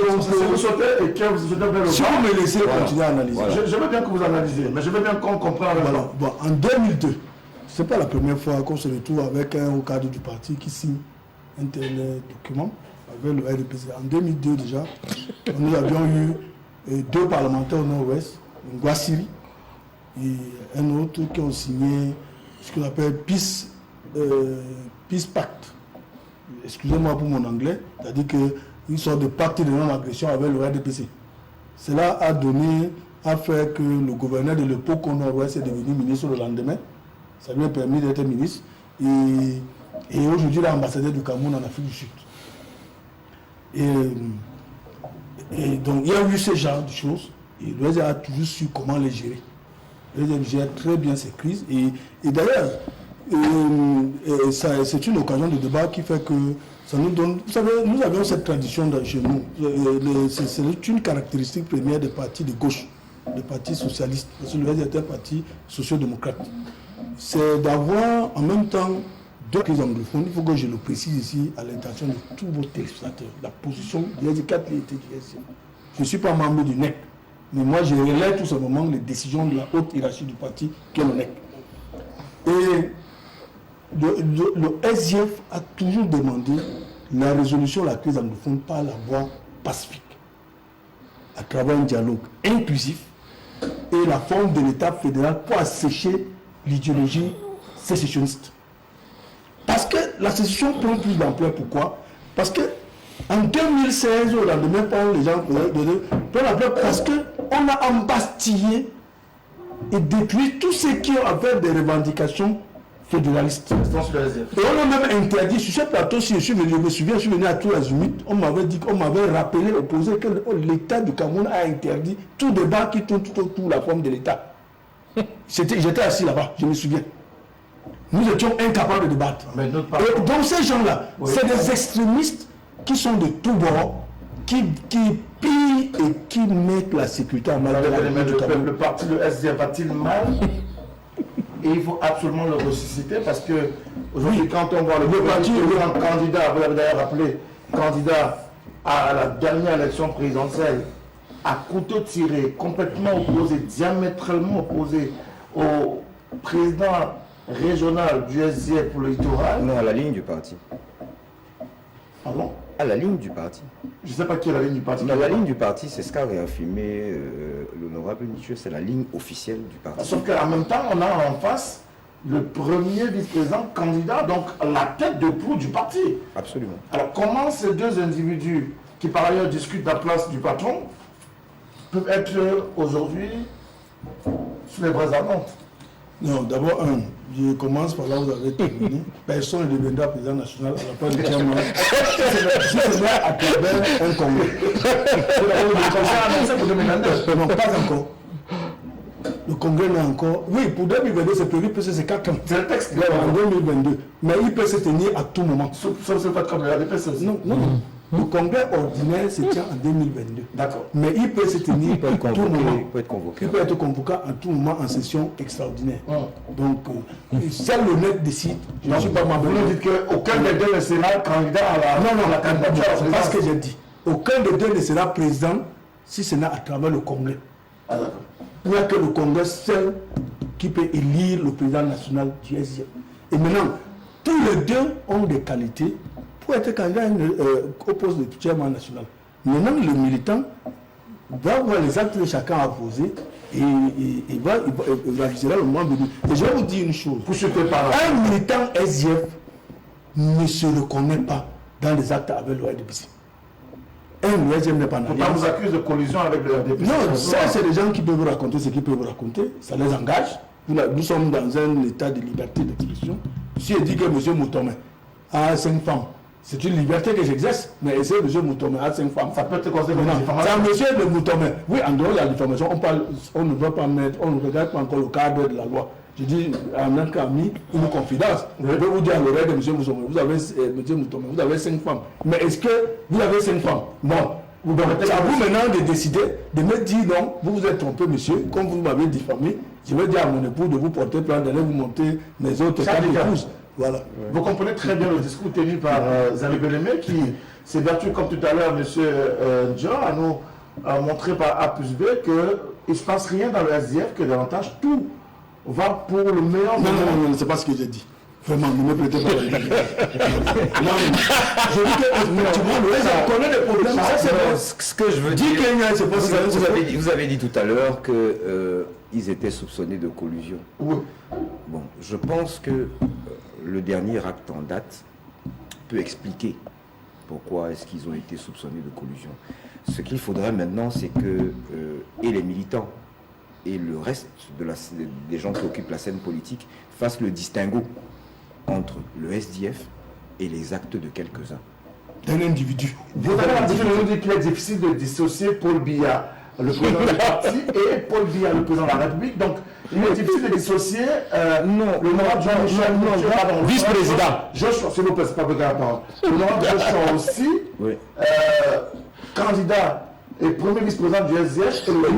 À la différence que vous ne verrez jamais chez le premier cité quelqu'un de haut rang. Vous verrez Famen Dongo un jour dit que Dieu n'a pas lu la parole de la Bible. Non, c'est ce que je suis en train de vous dire. Au moins au SDF, oui. Vous avez un haut cadre qui dit d'un autre haut cadre que ce qu'il a fait n'est pas bien. Ça n'arrivera jamais au RDPC. Voilà, c'est ça la démocratie. C'est ça la démocratie, c'est la différence. Alors, eux, ils ont un homme qui ne s'est jamais trompé, qui n'a jamais rien fait de mal. Oui, mais c'est vous qui avez essayé de faire la comparaison avec les autres. Non, je suis en train de vous dire qu'on ne peut pas comparer ceux-là. Ceux-là sont incomparables. Ils sont seuls dans leur film. C'est un film hindou. S'ils sont seuls dedans, alors où l'acteur lui-même va finir à avoir la fin du film, c'est ça. Le RDPC, vraiment, ne les amenez pas, parce que quand vous les amenez dans un débat, ça fausse tout. Parce qu'ils sont anachroniques. Comme vous êtes de l'opposition, vous nous dites que le SDF se porte bien.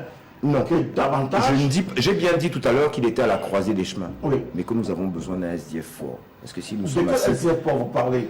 De celui-là qui fait entendre une seule voix, de celui-là qui pèse dans la vie sociale et économique du Cameroun, comme il l'a fait en temps.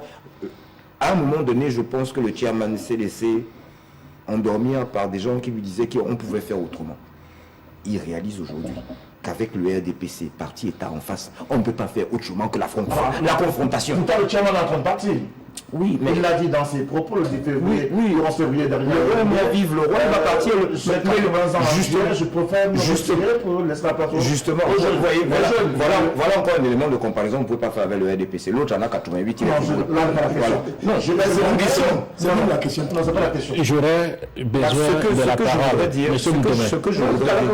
Non, on interpelle le RDPC. Personne n'interpelle le RDPC. Oui, je peux répondre. Permettez que je réponde. J'étais donc en train de dire, avant que monsieur ne prenne la parole, j'étais donc en train de dire que le SDF a des fondamentaux grâce auxquels ils sont arrivés où ils sont arrivés. Et si nous sommes aujourd'hui assis là, nous leur en devons une grande partie. Il faut le reconnaître. Alors, on ne va pas faire deux fois la même erreur. Il y en a qui ont précédé et que les Camerounais n'ont pas soutenu.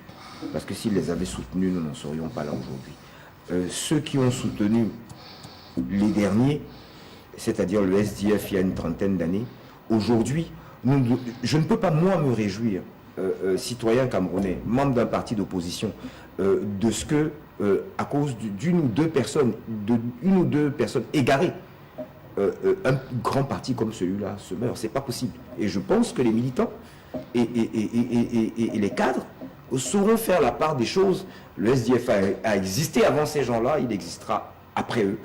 Qu'ils choisissent clairement leur chemin et qu'ils nous laissent, nous autres qui voulons, comment dirais-je, sortir les Camerounais de cette torpeur et qui avons décidé finalement d'affronter le parti au pouvoir, qui nous laisse faire.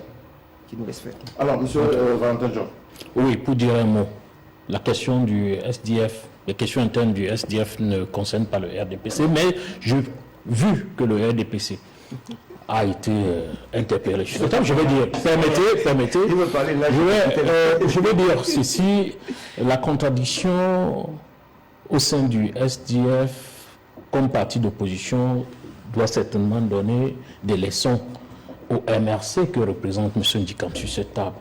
nous savons tous que les statuts du RMC ont été nuitamment modifiés parce que au sein de ce mouvement politique, il n'y a pas de dialogue, il n'y a pas de débat sur des questions de politique. Il y a un gourou, il y a un gourou qui est là et c'est je vais. Bref, je continue et je dis ceci. Je parle en français. Oui, s'il vous plaît. C'est les termes de votre, j'utilise la sémantique, de votre parti. Permettez que je continue.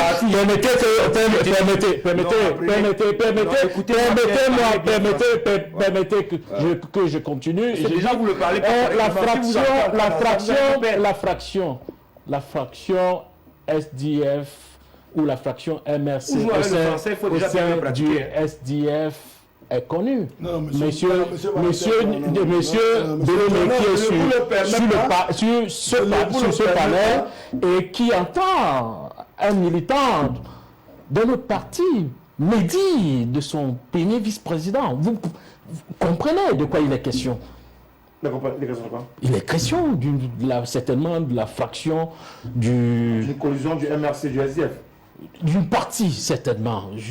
C'est clair hein, et c'est visible. Bref, qu'il ait le courage, M. Bellemé, de dire haut et fort en collusion avec qui? Quelle est sa position. Bref, c'est de ça qu'il était question. Quand vous nagez, on voit vos dos. Alors, il nous reste très peu de temps. C'est vous qui avez perdu ce petit. S'il vous plaît, Charles. On va consacrer à la lecture des SMS tout en disant merci à tous ces Camerounais qui nous ont encore écrit cet après-midi. Ils n'auront pas la chance d'avoir le message du deuxième contrôle cet après-midi. On va essayer de prendre ceux qui sont arrivés dans le cadre de ce débat. Alors, bonsoir à vous sur le plateau, très belle émission. Félicitations à vous, M. Moutomen, pour la modération. Bonne continuation. Peter Jen, qui nous envoie par ailleurs ses amitiés. Autre réaction dans le cadre de cette émission. Bonsoir à vous sur le plateau. Alors, comment voulez-vous que le secteur des mototaxis marche quand le gouvernement en place dit une chose et son contraire en même temps? Il encourage les jeunes diplômés dans ce métier et c'est le même gouvernement qui demande la suppression. C'est M. Fanrigué de Bétare-Oya qui nous envoie ce message. Je m'adresse au monsieur du RDPC. L'emploi est créé chaque jour au Cameroun par le RDPC pour les enfants. Donc, ne mettez pas vos yeux dans le secteur des mototaxis. On se bat pour avoir notre pain de chaque jour. Sinon, essayez de prendre le meilleur dans les concours lancés au Cameroun. C'est le même téléspectateur qui nous est revenu dans le cadre de cette émission de ce samedi après-midi. Autre réaction, bonsoir, chers panélistes, demandez au monsieur du RDPC de souvent éviter les querelles et les polémiques là où il n'y en a pas. Autre réaction, bonsoir à vous sur le plateau, bon après-midi, bonne année, merci. Le secteur de mototaxi est un métier par défaut, je ne pense pas qu'on peut le réguler facilement. En fait, je rejoins l'homme du SDF, le gouvernement a échoué sur la question, c'est Achille Aimé de la cité Sicadora qui nous écrit concernant le Covid-19, certaines mesures barrières sont presque impossibles, notamment rester sans se toucher les yeux, le nez, la bouche, la distanciation sociale, le même Achille, le Cameroun juste été chanceux comme bien d'autres pays africains. Voilà ce qui est la vérité. Bonsoir à vous sur le plateau, le représentant du RDPC. Alors, ici à Yaoundé, au quartier Damas, on n'a pas d'eau depuis près de 10 ans qui laisse l'imposture. C'est Joël de Yaoundé qui nous a envoyé son message. Bonsoir à vous sur le plateau, très belle émission, qui est le représentant du RDPC, qu'il arrête de ne pas comprendre ou connaître la réalité des Camerounais. On ne refuse pas de célébrer, on refuse de célébrer le 8 mars, mais on organise les concerts des artistes venus de l'étranger ou même de l'intérieur. Vraiment, le pays ici n'est pas compréhensible du tout. C'est Richard qui nous envoie son message. Bonsoir à vous sur le plateau. Je suis vraiment désolé pour l'opposition camerounaise.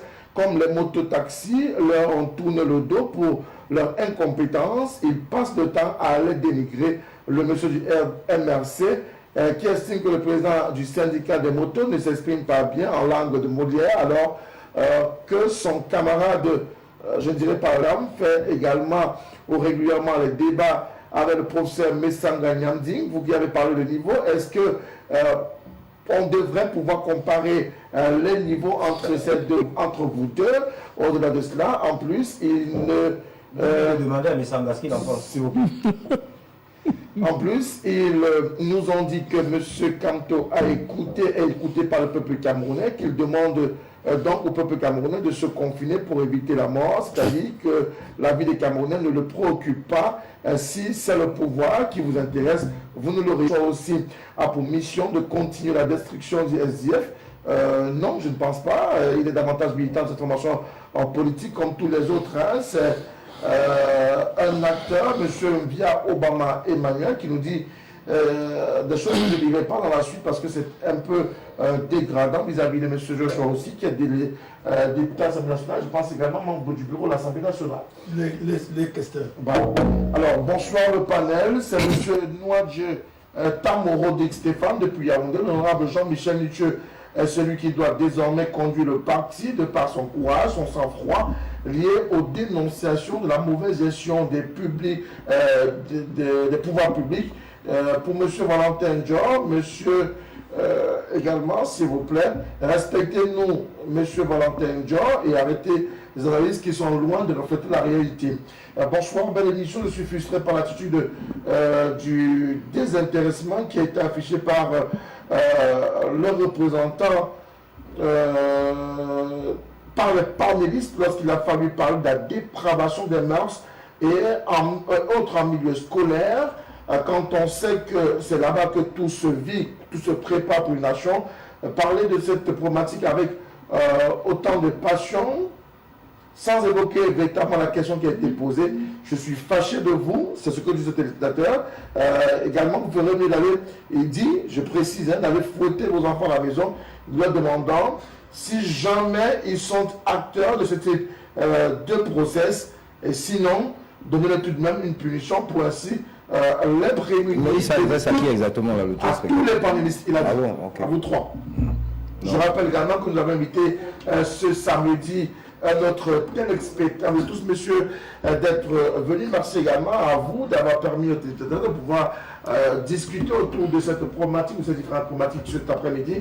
Valentin Dior du RDPC, M. Xavier Bellemé du SDF, et puis Charles Dicam du Mouvement pour la Renaissance du Cameroun. C'était un plaisir de partager cette tranche d'antenne dans votre compagnie. Je rappelle que l'émission, c'est tous les samedis dès 15h jusqu'à 17h sur la télévision du Monde, 308 sur le bouquet Canal Sat. Restez en compagnie des programmes qui se poursuivent. Merci à vous tous qui nous avez envoyé des SMS. Merci également à l'équipe technique qui s'est déployée. Bon samedi à samedi prochain. C'est plein à Dieu. Au revoir.